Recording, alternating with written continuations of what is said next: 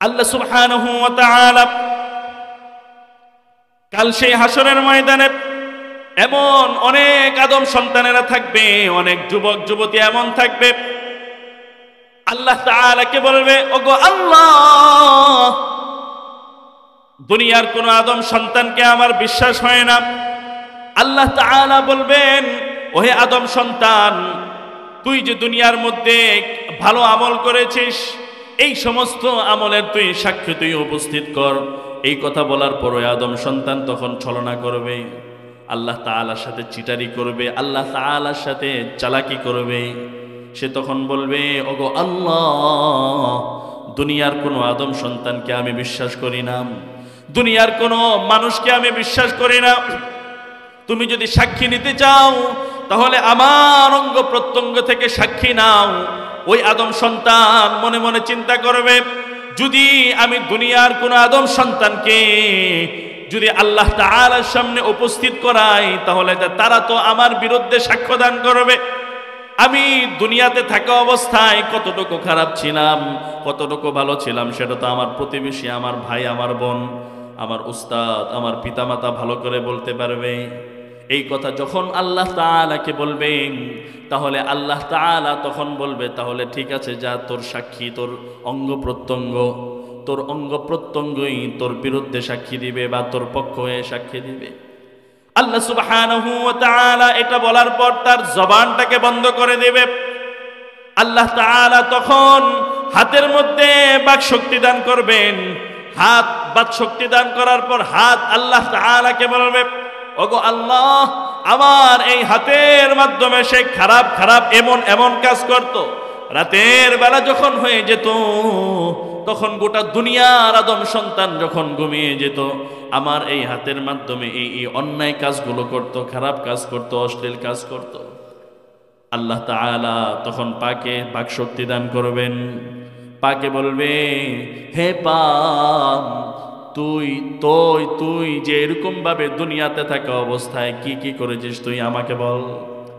আল্লাহ সুবহানাহু ওয়া তাআলা এই পাকে বলার পর পার মধ্যে বাকশক্তি দান করবেন। পার মধ্যে বাকশক্তি দান করার পর আল্লাহ সুবহানাহু ওয়া তাআলা ওই পা তার বিরুদ্ধে সাক্ষ্য দান করবেন। ওই পা বলবে, ওগো আল্লাহ, আমার মাধ্যমে এই খারাপ কাজ সে করেছে, আমার মাধ্যমে এই অন্যায় কাজ করেছি। পা তার বিরুদ্ধে সাক্ষ্য দান করবে। আল্লাহ সুবহানাহু ওয়া তাআলা এমন ভাবে অন্যান্য অঙ্গ প্রত্যঙ্গকে এরকম ভাবে বাকশক্তি দান করবেন, আর ওই অঙ্গ প্রত্যঙ্গ তার বিরুদ্ধে সাক্ষী হয়ে যাবে। আল্লাহ সুবহানাহু ওয়া তাআলা তখন বলবেন, ওহে আদম সন্তান, তুই যাদেরকে সাক্ষী হিসাবে দাঁড় করিয়েছিস, তুই যাদেরকে সাক্ষী হিসাবে বানিয়েছিস, তারাই তোর বিরুদ্ধে সাক্ষ্য দান করছে। এখন তুই কি করবি? ওই আদম সন্তান তখন নিজেই নিজের অঙ্গ প্রত্যঙ্গকে ধিক্কার দিবে। অঙ্গ প্রত্যঙ্গকে বলবে, ওহে অঙ্গ প্রত্যঙ্গ, তোদের জন্য ধ্বংস, তোদের জন্য ধ্বংস। তোদেরকে আমি জাহান্নামের আগুন থেকে বাঁচাতে চাইলাম, তোদেরকে আমি জাহান্নামের লাকড়ি কাষ্ট হওয়া থেকে বাঁচাতে চাইলাম। আজকে তোরাই আমার বিরুদ্ধে সাক্ষী দান করছিস। যে সকল আদম সন্তানেরা এখানে বসে আছেন, যুবক যুবতীরা আছে, তাদেরকে লক্ষ্য করে বলতে চাই, আজকে তোমরা অন্যান্য মানব সম্প্রদায়কে দৃষ্টির অগোচরে গিয়ে তোমরা খারাপ কাজগুলো করতেছো, কিংবা আমরা যারা খারাপ কাজ করি মানব দৃষ্টির অন্তরালে, একজন সৃষ্টিকর্তা কিন্তু উপরে আছেন, উনি কিন্তু সব কিছু অবলোকন করছেন, সব কিছু তিনি দেখছেন। এমনকি মানুষের অন্তরের মধ্যে যেই ধারণা সৃষ্টি হয়, যেই ধারণা জন্ম হয়, আল্লাহ তাআলা ওই মানুষের অন্তর্যামী, মানুষের অন্তর সম্পর্কেও জানেন। এই কারণে আল্লাহ তাআলা বলেন, ওয়াল্লাহু আলীমুম বিযাতিস সুদূর। আল্লাহ তাআলা মানুষের অন্তর্যামী, মানুষের অন্তর সম্পর্কে তিনি ভালো জানেন।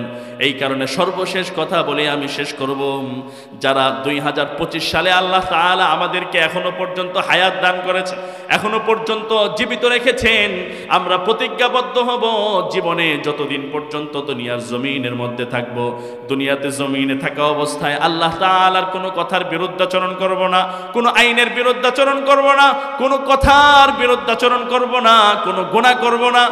যতদিন পর্যন্ত দুনিয়ার জমিনের মধ্যে আল্লাহ তাআলা আমাকে হায়াত দান করবেন, ততদিন পর্যন্ত আমরা যেন আমাদের ঈমানটাকে ঠিক রেখে, নিয়তটাকে ঠিক রেখে মৃত্যুর শেষ নিঃশ্বাসের আগ পর্যন্ত যেন থাকতে পারি। আমরা পারবো না ইনশাআল্লাহ? ইনশাআল্লাহ। আল্লাহ তাআলা আমাদের সকলকে এই কথাগুলোর উপর আমল করবার তৌফিক দান করুক। ওয়া আখির দাওয়ানা আনিল হামদুলিল্লাহি রাব্বিল আলামিন।